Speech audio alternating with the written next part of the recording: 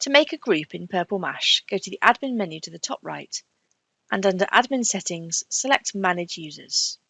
In the Manage Users area, on the left-hand side, you'll see Groups. Click on Groups. You'll see in there groups that you've made or been added to.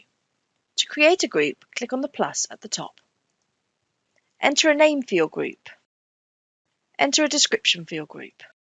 Be mindful of the fact that the children do see the group names.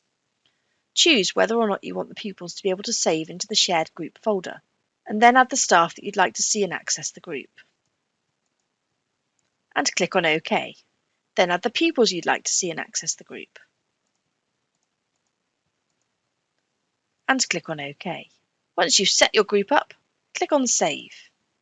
If you want to edit a group, you can either double-click on it or click on it and click on the Edit pen at the top. You can add more pupils, add more staff, or select staff or pupils to remove. You can add staff that are Purple Mash users in other schools. Simply click on Email Invite and add in their email address. Staff that have been added to a group can make edits to the group, so they could then add children in their school, and children could collaborate together.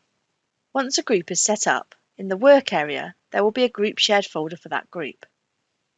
And when setting a to-do, you'll see that group in the Group area. This has been a video on making groups. If you'd like any further support, please contact us at support@twosimple.com.